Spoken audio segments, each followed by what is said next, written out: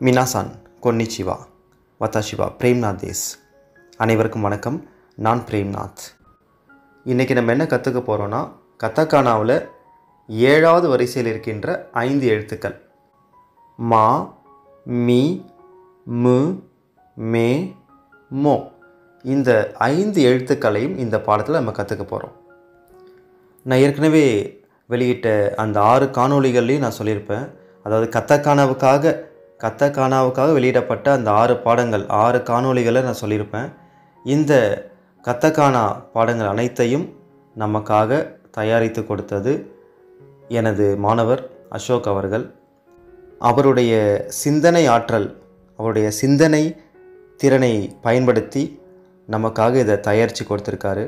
அவருடைய படைப்பு தான் இது. மொத்தம் 10 பாடங்கள் தயாரித்து கொடுத்துருக்காரு.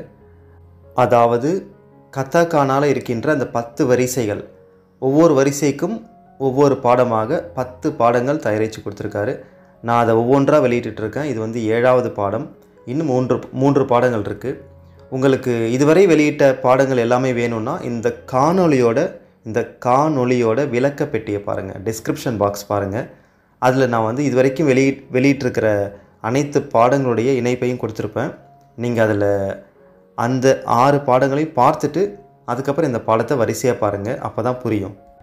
சரி, இன்றைக்கி இந்த 5 எழுத்துக்கள் மா, மீ, மு, மே, மோ, இந்த 5 எழுத்துக்களை எப்படி தமிழ் எழுத்துக்களை வைத்து எளிதாக நினைவில் வைத்து கொள்வது என்று அசோக் அவர்கள் நமக்கு வழிகாட்டியிருக்காங்க. எப்படி நமக்கு சொல்லி கொடுத்துருக்காங்கன்னு நம்ம பார்க்கலாம் வாங்க. முதல் எழுத்து மா.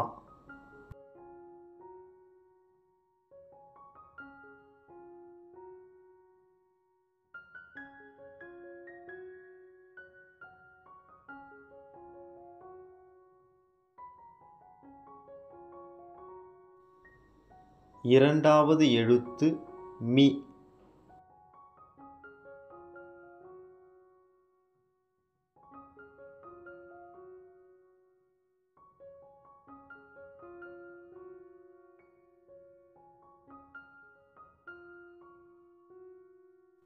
மூன்றாவது எழுத்து மு.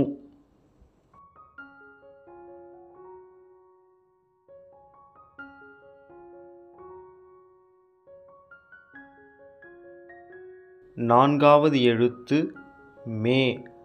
மே என்ற எழுத்தை குறில்லையும் எழுதலாம், நெடிலையும் எழுதலாம். ஏன்னா ஜப்பானிய மொழியில் குறில், நெடில் என்று தனித்தனி எழுத்துலாம் கிடையாது.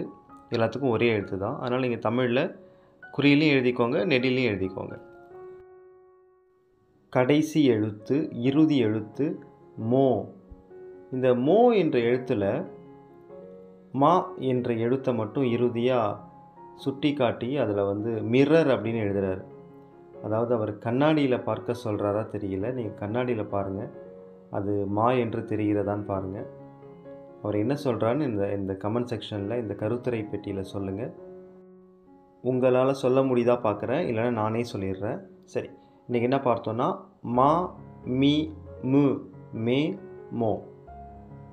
அனைவருக்கும் நன்றி.